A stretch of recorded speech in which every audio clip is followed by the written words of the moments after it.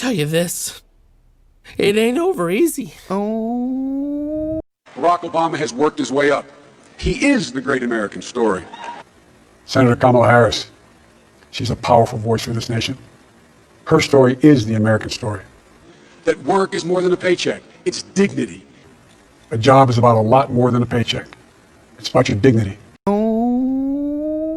My dad who fell on hard times. You know, my dad was an honorable, decent man. He got knocked down a few times pretty hard. Always told me, though, champ, when you get knocked down, get up. Get up. But he always got back up. He worked hard, and he built a great middle-class life for our family. And why he'll make college more affordable. That's the change we need. And where cost doesn't prevent young people from going to college, and student debt doesn't crush them when they get out. Barack Obama will transform the economy by making alternative energy a national priority. An opportunity for America to lead the world in clean energy and create millions of new, good-paying jobs in the process. And in the process, creating 5 million new jobs. With 5 million new manufacturing and technology jobs. For security, backing Social Security. If I'm your president, we're going to protect Social Security and Medicare. And he'll never, ever, ever give up until we achieve equal pay for women. With equal pay for women. The American people are ready. I am ready. Barack is ready. So the question for us is simple. Are we ready? That's the America that George Bush has left us.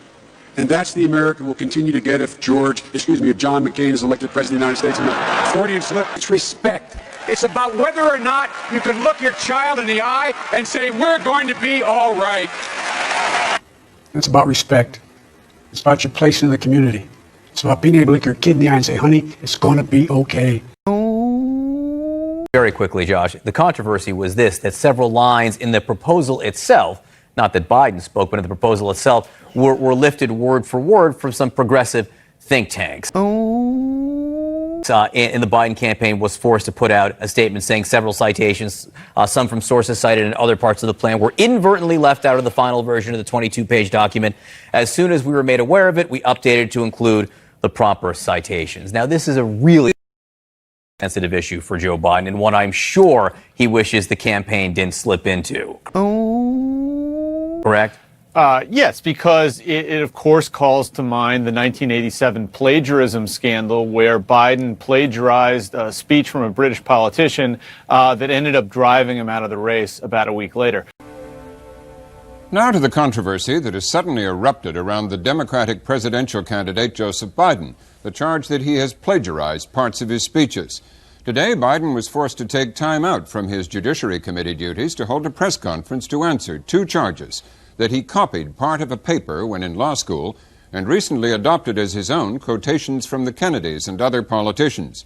The story surfaced last weekend when the New York Times compared a Biden conclusion in a debate in Iowa to a well-received speech delivered last year by British Labour Party leader Neil Kinnock. First Kinnock, then Biden. Why am I the first Kinnock in 1,000 generations to be able to get to university? Why is Glenys the first woman in her family in 1,000 generations to be able to get to university? Was it because all our predecessors were thick? Did they lack talent? Those people who could sing and play and recite and write poetry? Those people who could make wonderful, beautiful things with their hands? Those people who could dream dreams, see visions? But why didn't they get it? Was it because they were weak?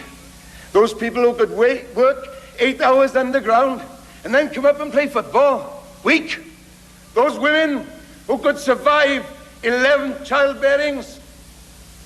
Were they weak? Does anybody really think that they didn't get what we had because they didn't have the talent or the strength or the endurance or the commitment? Of course not. It was because there was no platform upon which they could stand. And I started thinking as I was coming over here, why is it that Joe Biden is the first in his family ever to go to a university? Why is it that my wife, who's sitting out there in the audience, is the first in her family to ever go to college? Is it because our fathers and mothers were not bright? Is it because I'm the first Biden in 1,000 generations to get a college and a graduate degree that I was smarter than the rest? Those same people who read poetry and wrote poetry and taught me how to sing verse? Is it because they didn't work hard? My ancestors who worked in the coal mines in northeast Pennsylvania and come up after 12 hours and play football for 4 hours? No, it's not because they weren't as smart. It's not because they didn't work as hard. It's because they didn't have a platform upon which to stand.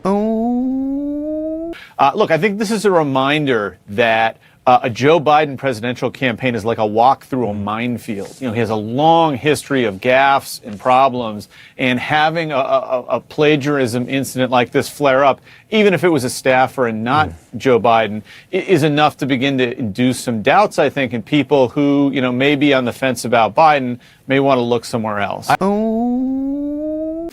It's understandable that they're reluctant to step forward and tell their own stories of harassment or abuse.